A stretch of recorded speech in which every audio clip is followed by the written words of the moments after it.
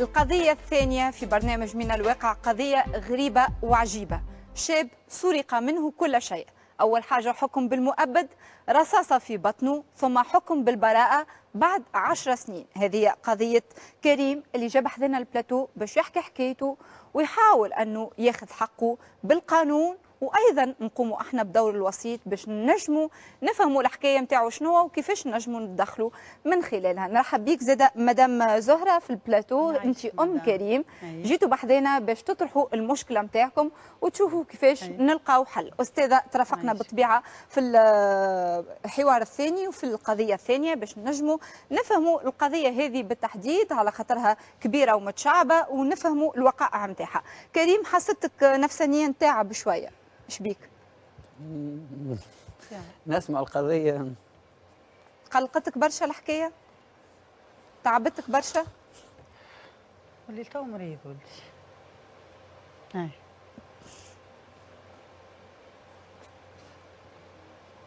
ما قلنا له بكي لا. هاي خويا ما تبكيش، هاي احكي مشكلتك، هاي احكي مشكلتك ما تبكيش. ظلم خايب. علاش تبكي كريم؟ ظلم، كلنا ظلم.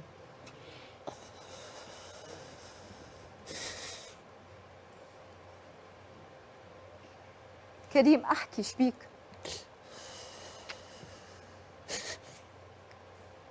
مدام زهرة شبيك كريم؟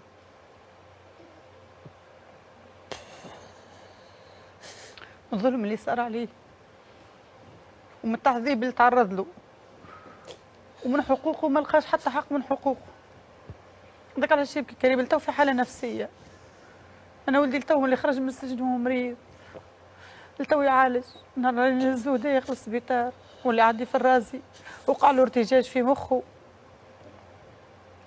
حاكمين عليه بالعمل، ما خذي حتى شيء، حتى ورقه نتاع جريح ثوره باش يعدي بها لا فرنك لا دورو لا خدمه لا شيء. والتهديدات امنيه من الفوق، معناها يجيوك العوان قدام الدار، تهديدات امنيه موجوده كل يوم، معناها تشكي بهم العوان راهو جايتك القضايا اكثر. انا مش باش نخاف منهم، مش باش نخاف من التلفيق نتاعهم، باش نواصل في القضيه نتاعي. يجيو تهديدات يعملوا شي يحبوهم، انا باش نواصل في التتبعات نتاعي عدلي. نشوفوا روبورتاج ثم نرجعوا باش نتبعوا حكايه كريم اللي عاش أزمة كبيرة وعاش في وقائع وقضية كبيرة، لكن هو اليوم معناتها تم الحكم لصالحه بالبراءة. هذاك علاش تبنينا القضية متاعه ونشوفوها ونتبعوها.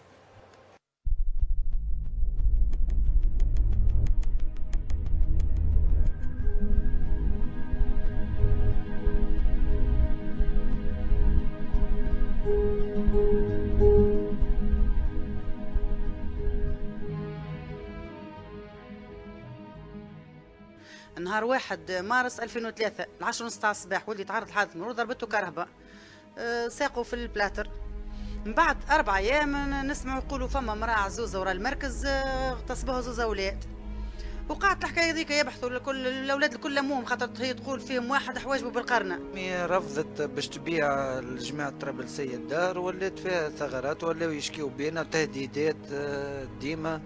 كيف امي من بعد ما سبتهم وصلت معناها سبتهم، كيف سبتهم بعد بنهار جاوني الحاكم هزوني، لقيت روحي مورط في قضيه نتاع مدى الحياه. بعد 5 سنوات مازال راجلي كي توفى، يجونا جماعه الشرطه العدليه نتاع كارتاج يصدموا علي، يجي 15 واحد ما نعرفش عندهم اذن ولا ما عندهمش، ما وراوني حتى شيء، يصدموا لي على داري، يهزوا لي ولدي، سلسلوه يهزوه، اجا باش نسمعوك في شهاده، وهزوا لي ولدي طاروا بيه. بعث لي قال لي راه ولدك عنده جريمه، خلينا نهزوها احنا، خلينا تجي جماعه البريغاد. يا ولدي اش فما؟ قال لي راه القضيه نتاع اغتصاب عزوزه. يا ولدي قلت له ولدي عامل اكسيدون، انا اغتصاب عزوزه. قال لي كان عندك مؤيدات، دخلت علينا للفرقه. قعد ولدي عام و5 اشهر موقوف في الابتدائي. اخر جلسه في 13 جلسه ولا 14 جلسه خرج ولدي سمع الدعوه. من بعد ما نتفاجئوا كان بيقولوا راي النيابه استنفت، يرجعوا لي ولدي مدى الحياه. من بعد كيف عملوا له الاستئناف، مشيت انا وقتها شكيت للبن علي في الانتخابات نتاع البلديه في كرتاج، قابلته من بعد الرئيس قال ما كان جماعه، قال مس معاها وكل وشوفوا لي مؤيدات.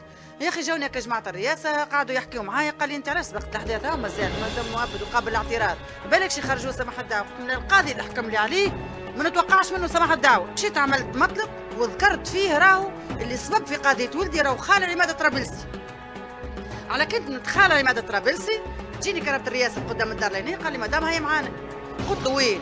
قال لي شو معنى القصر؟ نصبح نلقى روحي في جمعيه بسمه. دخلت ليلى بن علي، قالت لي بربي يا اخي تو انتم تجبدوا في عماد طرابلسي ناقص. قلت لي يا مدام راني انا ما نعرفش الهويه نتاعو خالو هذا، يقولوا خال عماد طرابلسي. قلت خال عماد طرابلسي انا ما عنديش قصد في عماد انا. حاسيلو قالت لي باهي تو الموضوع هذا ما عادش تجبد عماد طرابلسي، وتو ننظروا احنا في الموضوع وتعطيني المؤيدات وتوا احنا نرجلوا الامور. فرحت اكتشفت نهار الجلسه ينحيوا له المؤبد يخلي ولدي في 10 سنين. رجعت نبكي لهم غادي كيفاش ولدي بريء وياخذ 10 سنين نهار برك ما نرضاش في ولدي خاطر ولدي بريء. فما الطبه نتاع الحنجره والانف اللي خشمي مكسر ضربوني البوليسيه وقت اللي هزوني من دارنا. عندي ضربه الكرتوشه مداوي في السبيطار طبيب الاعصاب قاعد يبشر فيا تو يتبع لي في الحاله نتاعي. وما نزلوا علي في الحبس يعطيو في دويات ماهيش الدويات نتاعي، يقولوا لي ليه مريض باش ترتاح، يعطيو في الارطال يحبوا يهبلوني. المخلفات نتاع الدواء هذيك تو قاعدين يعالجوا في المستشفى، ينحيوا لي في الادمان نتاع الدواء اللي كان يعطيوني في الدوله. انا اتصلت بالبرنامج، انا طالبه رد اعتبار ولدي، واللي ضرب لي ولدي يلزم يتحاسب، وطالبه حقوق ولدي. نرجعوا لبلاتو من الواقع، قضيه كبيره برشا، ويظهر لي انتم ظلمتوا اكثر وضريتوا في العهد السابق. ضرينا وقت اللي كان ثم البوفوار، وقت اللي كان ثم التليفون يمشي، وقت اللي ثم برشا حاجات تتحرك نسبة لأي قضية نجموا يلفقوها.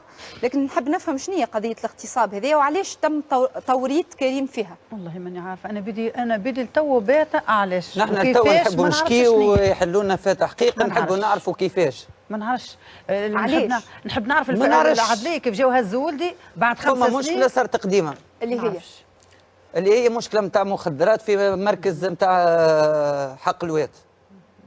امي كبشت فيه، مشات شكات بيه، وقفوه رئيس المركز على الخدمه وشادوا عليه زوز عوام. شيء وشيء من نجيب هذايا نحرش على ولدي. من المشكله هذيك وليت انا في مدى الحياه.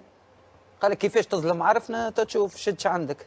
معناتها انت لهنا تتهم اجهزه الداخليه اللي هي كانت السبب في التوريط في قضايا كيما هذه. انا نحب حاجه برك نفهمها من الراي العام الكل، كيفاش عون امن يغتصب طفل يضربوه ب5 سنين؟ انا ما عملتش نضرب مدى الحياه كيفاش؟ على كل حال احنا اتصلنا باداره السجون باش نحاولوا يكون ممثل عنهم يكون حاضر لهنا في البلاتو وينجم يتدخل ويوضح لنا المساله وشنو اللي صار الوقائع نتاعها. لكن معناتها قالوا انهم يلزمهم قبل كل شيء يدرسوا الملف ويقراوه مليح ويعينوا شكون يتدخل، لانه الامور هذه تقع معناتها بالمراسلات وتعيين معناتها يخضع لوزاره العدل وماهيش معناتها الحكايه سهله. دونك يقولوا انه ثم واجب التحفظ زاده في امور. احنا فتحنا لكم اليوم المنبر الاعلامي هذا باش توصلوا حكايتكم، لان اقتنعنا انكم عندكم حق في الكلام اللي قلتوه الكل، وانه معناتها تبنينا الحكايه نتاعكم على خاطر شفنا جانب من الظلم في الحكايه نتاعكم. هذاك علاش باش نحاولوا انه نوصلوا الصوت نتاعكم. يبقى اداره السجون او وزاره الداخليه عندها حق الرد باش توفينا باي رد في مساله قضيه كريم بن عماره وامه السيده زهره، باش هكاك تكون كل شفافيه وبكل موضوعيه. خذينا الموضوع من جانبين ما اقصيناش حتى طرف، لكن هذا يبقى للمسؤولين بطبيعه باش ياخذوا القرار باش يدخلوا في الحكايه هذه. نكمل معك كريم. بعد حادثة الاغتصاب واتهامك فيها بالحكم بالمؤبد، شنو اللي صار؟ اللي صار هزوني من دارنا، لقيت روحي محكوم بمدى الحياة في الحبس. خرجوني للطبيب، الطبيب ما نعرفوش منين جابوه ولا في وسط سجون. عمل لي ورقة يصح لي في الدواء. يجيوك العوان يشربوك الدواء. علاش انت بيك معناتها وقت؟ قال لك من الحكم قال لك قوي عليه وانا لابس عليا. هم على حسب ما يحكي الطبيب نتاعهم. التصرفات نتاعك وقت؟ لا تصرفاتي عادي، نخرج نكور كالعباد الكل، نمشي للسينما نكوروا في التيران وانا نجم نتحرك اموري مانيش مريض بحد شيء. دخلت الحبس لاباس عليا معافى من كل شيء. لكن مثل لك صدمه هديه خاطر الحكم وانت مظلوم فيه معناتها. انا تو نعالج هاي الورقه، تو نعالج في مستشفى الرازي، قال لي ادمان، الطبيب نتاعي قال لي ادمان من الحرابش اللي يعطيوك فيها في السجون. الورقه هذه نتاع سبيطار مستشفى منه يشربوا في 3 ارطال و3 تيمست. هي كعبه بركه تشربها عابد يتيح. باش يزبو يرضى بك الحكم هذاك ويسكت عليه. و3 سنين نفس الحكايه، معناها نفس الدواء يمدولك فيه زيد هزوني دارت سجون الطبيب وبسيكياتر في الكيف، مش في بالي باش ينحي لي الدواء، دوب ما دخلت له قال لي تحب نزيدك. كيفاش طبيب وبسيكياتر نورمالمون يشخص لك حالتك ويشوف. حسيت اللي كانوا موصينهم عليك باش يخدروك باش تقعد ديما مخدر؟ موصين خاطر انا دوب ما هبطت من الكرهبه استقبلني المدير وينو كريم بن عماره، من 20 واحد يجبد كريم بن عماره يدخلني البيرو. ما تجيش معناها فما عباد محكومه اكثر مني معاي في الكرهبه. فما مساجين اخرى تاخذ في الدويات ولا لا؟ فما برشا مساجين راهو ياخذوا الدويات. عليه؟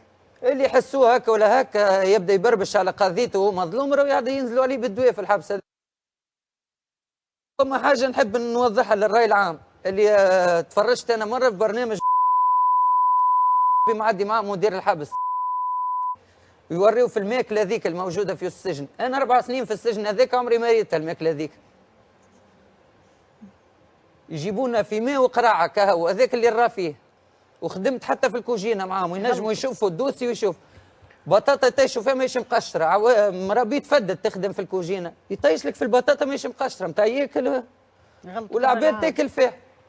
يقمروا مسؤول جاي مثلا للسجن، مسؤول جاي من غدوه اليوم يخرجوا 500 عون يتدهن الحبس ويتنظف وهكا يخرج كل ورات. العباد المظلومه يهزوا البافيونات واحده اخرى عندهم الهيفا وهبي بافيون واحد اخر مو غادي يهزوا ويخبيوا فيه العباد المظلومه كيف يجي يطل وزير ولا يطل حاجه باش ما يشكيش ولا ما باش ما يتكلمش. اللي يعرفوه مثلا باش يتدخل كيف باش يجي وزير ولا مسؤول باش يتدخل باش يتكلم على روحه يسكتوه. هذه اول حاجه. ثاني حاجه تهديدات في السجن، تتكلم مع مسؤول تهبط سيلون. شنو هي هذه؟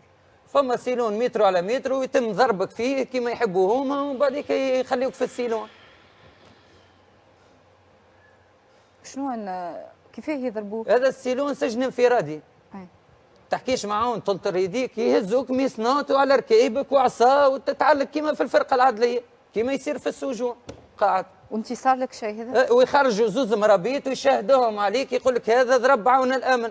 وقدامي قداش من مره مواطن يبدا بريء يجيبوا زوز من البيت تنخرج ليكم تحوسوا في حبس كامل، صحوا عليه يبصموا عليه اللي هو عامله وهو ما راهوش حتى جمله شنو يعمل ولا شنو ما عملش.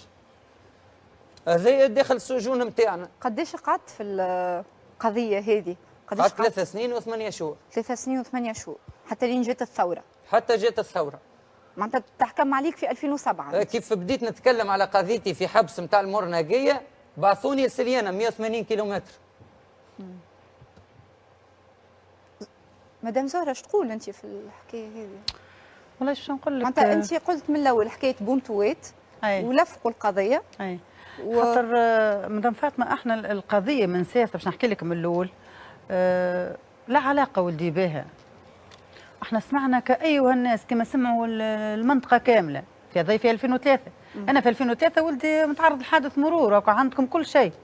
ولدي عمل الحادث ضربته كرب نهار 1 مارس 2003 10:30 تاع الصباح مرور وعندهم الاحكام وعندنا كل شيء. وهما وقتاش لفقوا له قضيه الاغتصاب؟ إلى عزوزه يقولوا مغتصبين نهار 4 مارس 2003 5:30 تاع العشيه. دونك 5:30 تاع العشيه في مارس ضاويه والزنقه هذه اللي فيها دار المراه حسب ما شفتها الاحوانت محلوله وعباد تمشي وتجي ما فماش منه. والدار اللي اغتصبوا فيها المراه هذه باش الراي العام يفهم تاع المركز باب المركز هذا وباب المراه هذا لاصقين في بعضهم. معناها كي تضرب هكا على حيط المراه المركز يسمع. كيفاش وفي النهار قايله كيفاش صار لها المراه الاغتصاب الله اعلم. هي ثم حادث اغتصاب صحيحه ولا أنا ما نعرفش. انا بابا انا مثلا كمتضرر كيف يعيطوا لي و17 1917 اي المدعيه في قضيه الحال مانيش نحن مانيش نبرئوا للاغتصاب او باش نحطوا القضيه في اطارها اللي هي الموقع نتاع الدار نتاع كريم هو موقع استراتيجي تم معناها في اكثر من محاوله انهم يتساوموا عليه ما بينهم وما بين الطرابلسيه باش انهم ياخذوا العقار هذا. يفكوا لهم الدار باش يبنوا عليه ولا شنو يعني؟ من بعد ولات زاد مع التصعيد نتاعها هي ورفضهم لقاو معناها تصدي كبير منهم هما، فانه وقع تلفيق قضيه للطفل. والتلفيق القضيه وقت اللي تزامنت مع وفاه زوجها. مدام زهره عندك كان كريم بركه وعندي بني عندك وليد منه. اي ان شاء الله ربي يفضل يعيشك ربي يفضلك. استاذه تكمل. فانه التزامن مع تاع القضيه هذه تزامن مع وفاه زوجها، انه في القبض على كريم تم نهار الاربعين. تم نهار الاربعين فانه صدموا عليه وقبضوا عليه، وقت اللي هو فما في الملف الطبي نتاعو قدم لنا قضايا منشوره قدام القضاء والكل ما يثبت اللي هو كريم بتاريخ 1 مارس 2007 تعرض الحادث. الاختبار الطبي اللي قام به ولا التصريحات نتاع المتضرر نتاع اللي صدمته كلها موجوده تفيد اللي هو الاختبار الطبي قال راهو هالشخص هذا راهو ما ينجمش يمشي، حتى كي يمشي عنده صعوبه في المشي. فانه كيفاش شخص انه بتاريخ 1 مارس عامل حادث وما ينجمش يمشي في تاريخ وقت اللي هو بتاريخ 4 مارس وقت اللي دار المراه هذه اللي من مواليد 1917 مقابله المركز وتقول المراه في تصريحاتها راني صحت وعيطت وجاء جار، معناها انا هو اللي اولى انه يخرج المركز ولا يخرج الجار اذا كان سياح وعيات. فانه هو يقولوا انه هو راهو نقص ما تخليهاش من البيت من مضوى صح. كريم يقولوا حسب المحاضر البحثي يقولوا راهو نقص.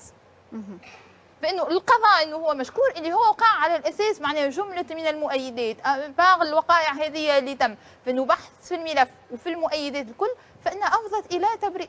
تم الحكم لصالحه بالبراءه من الاول. فانه من الملف اللي موجود يظهر انه الملف ثم تلفيق للقضيه، فما استحاله ماديه انه هو يكون انسان مكسر، والاختبار الطبي مأذون به من قبل المحكمه اثبت اللي هو الشخص هذا راهو مكسر وراهو يمشي بالسيف راهو ما ينجمش ينقص. من بعد نلقاو في محضر بحث بتاريخ الواقع اللي هو ب 4 مارس نلقاو اللي هو نقص ما تخليش حتى من الباء، واللي معناها الوقائع كلها اللي موجوده في القضيه واللي القضاء قال فيها كلمته. مانيش باش نرجع اللي بقى بالنسبه للحاله نتاع كريم اكثر منه حاله الاغتصاب والمظلمه اللي تعرض لها واللي القضاء برئوا فيها. قال كلمه الفصل فيها وبرئوا فيها. فانه المعامله اللي تعرض لها في السجن هو اذا كان هو كريم لهنا الان فانه بالنسبه للكرتوشه اللي خرج بها من الحبس وخرج بالنسبه لحاله الادمان اللي موجود عليها وبالنسبه لبقيه الامراض اللي هو لانه يعاني توا حاليا من ارتجاج في المخ. نجيب لك سكانات. لانه الارتجاج في المخ هذا ناجم معناها حسب ما اثبتوا الطبيب اللي هو ناجم على الاعتداءات المتواصله عليها بالضرب على مستوى الجنس. والطبيب معناها عطيني ورقه باش نعمل عمليه عندي ماده محصوره لنا من الكسر اللي ضربوني هما بالبونيه الفرقه. هذه قلت لي انت وقتاش تحكم لصالحك بالبراءه؟ 29 مارس 2012 لكن مع هذايا وقتها انت قعدت في السجن وحولوك من سجن مرنقيه بعثوك لسليانه. هذا اخر حكم هذا خرج يعني بالبراءه. اخر حكم خرجت روحت معناها صحيح عدم سماع الدعوه. باهي ارجع لي الوقائع نتاع الكرتوشه وكيفاش تم اصابتك بها.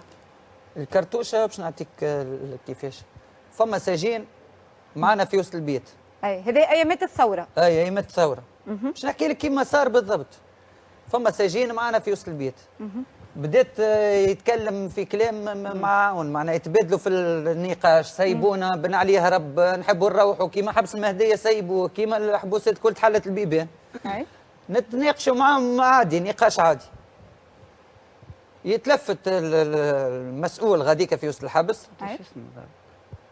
قالوا اضرب العباد الكل كيما هكا اضرب العباد الكل. طلعونا في الشبابك سكروا علينا البيبان دخلونا كاوتشوات من الشبابك يضربوا فينا بالغاز ساعتين هما يضربوا في الغاز. هذا وقتاش يوم وقتاش تاريخ؟ هذا نهار 17 جانفي نهار 17 جانفي 2011 ضربونا بالغاز في وسط البيت ومن بعد حلوا البيبان اخرجوا فيسا باش تخنقوا بالغاز.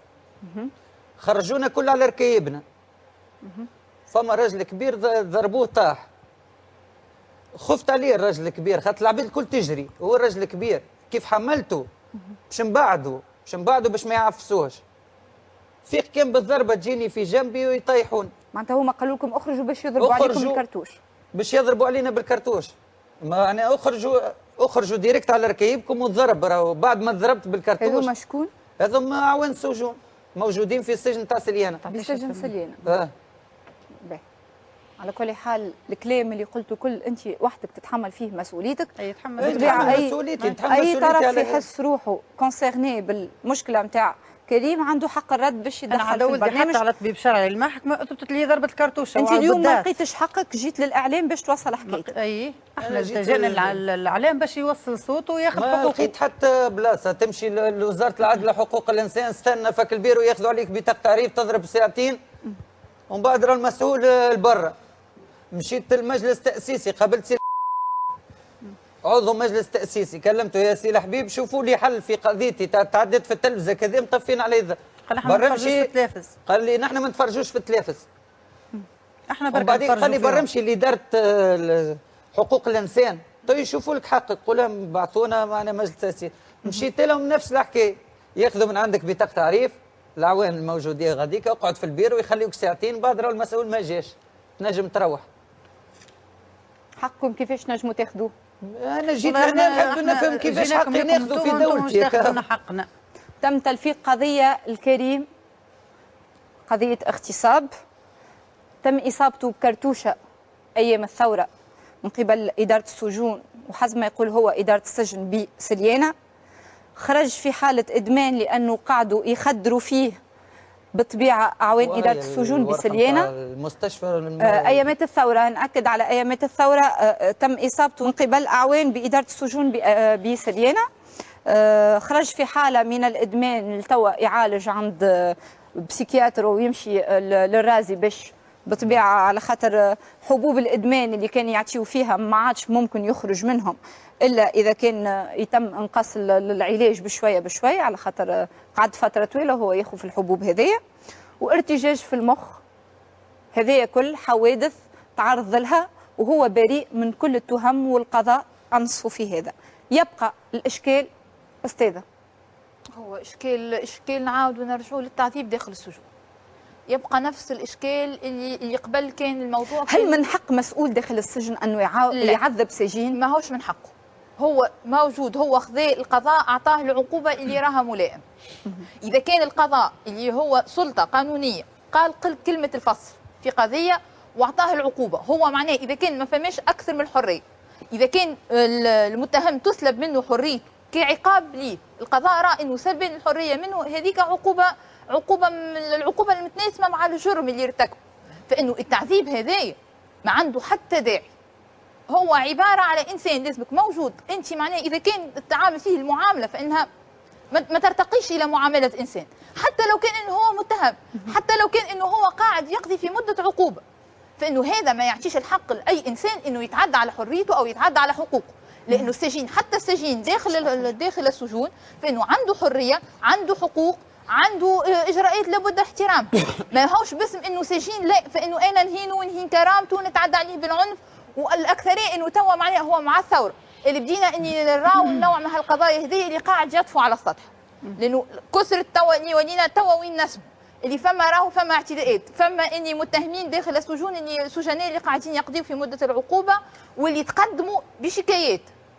هي الحاجة الباهية الإيجابية اللي تحسب للثورة هي حرية التعبير، خاصة وقت اللي إنسان تظلم ممكن قبل في منابر إعلامية ما كناش نجموا نعملوا معناتها حكاية كيما هذه ولا قضية كيما هذه. لكن اليوم الحمد لله معناتها بطبيعة معناتها حرية التعبير هذه ممكن تنصف برشا ناس، خاطر حكايتهم تقعد مدفونة تحت الأرض، لكن ممكن بالإعلام يتم تعريتها.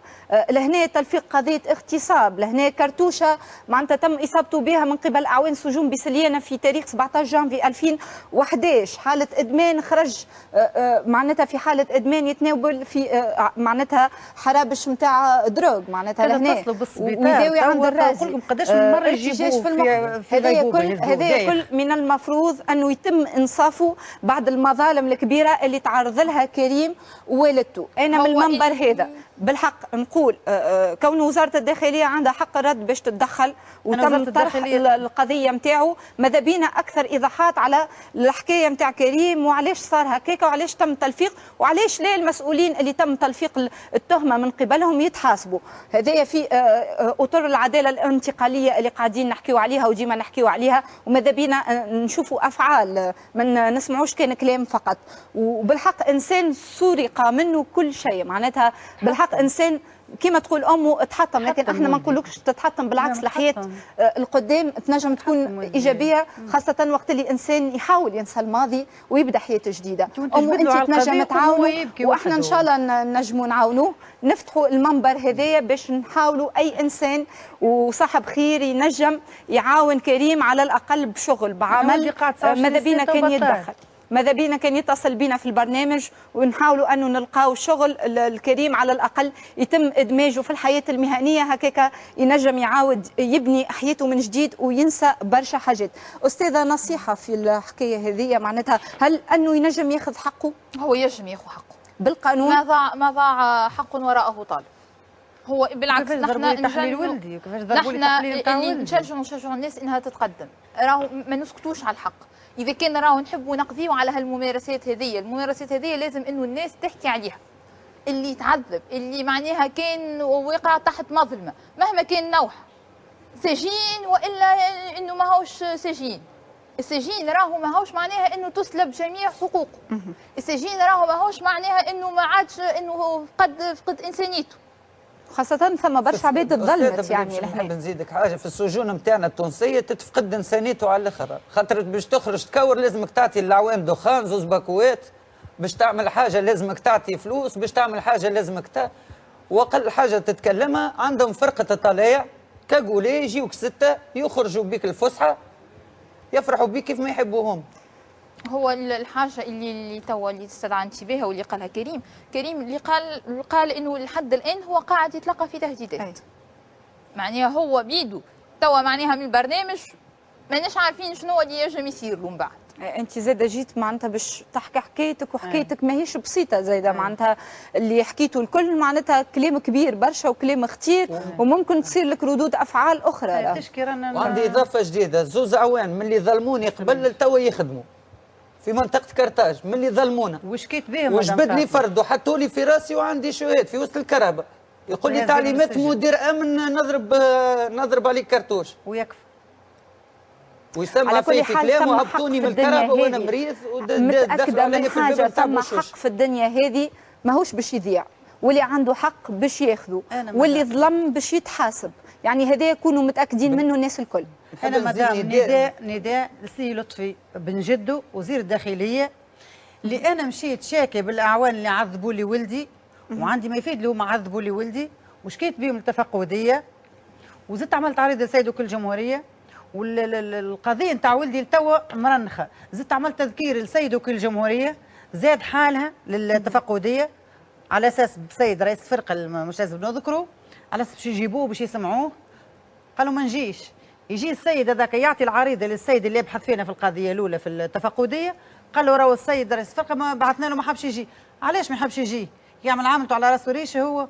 علاه؟ القانون فوق الناس الكل، مادام كنت ظلمت مواطن لازمك واجهه. قلت حاجه مهمه، القانون فوق الجميع، وانا متاكده باش تاخذوا حقكم بالقانون، وان شاء الله الحكايه نتاعكم توصل للراي العام ويتم التحرك على هذا الاساس، لانه الظلم ما يرضى به حتى حد. واحنا على الاساس هذا تبنينا الحكايه نتاعكم، لانه حسينا ثم ظلم كبير، وحتى من الجانب النفسي، حتى اذا كان نمحيوا الاثار معناتها نتاع كرتوشه والا نتاع ما يتنحاش الاثار النفسي في عمق الشخص. بالله نحب كلمة أخيرة كريم. كلمة أخيرة، نحب نوجه نداء السيد رئيس الدولة سي منصف مرزوقي وسي مهدي جمعة رئيس الحكومة، كيما تتنفذوا في قرار تو في مجلس تأسيسي يحمي عون الأمن من المواطن، تحميونا زاد نحن الشباب توانسة، يحميونا زاد مش يجي عون أمن يهزك من داركم ويلفق لك طول طون كيف ما يحبوا، ما نتحميوش نحن الشباب عمل ثورة باش يتحمي. الأمن اللي يظلم المواطن يحميوه. توا نحن التهديدات قاعدة تصير، توا ما عندناش شكون يحمينا، نحن شكون باش يحمينا؟ ربي باش يحمينا. انت باش تشكي بعون الامن يهزوك يلفقوا لك اي قضيه. هو ربي اقوى من الناس الكل وفوق الجميع، لكن انا متاكده اللي تسبب في الاضرار الكبيره اللي لحقتك الكلهم باش يتحاسبوا. هذه حاجه متاكده منها من منبر الاعلامي نتاع برنامج من الواقع. شكرا لك استاذ على الحضور، شكرا لك مدام زهره، شكرا لك كريم. ان شاء الله حقكم يظهر وان شاء الله ما ضاع حق وراءه طلب. شكرا لكل من ساهم في رسم صوره طيبه، نرجو ان تكون قد نالت اعجابكم.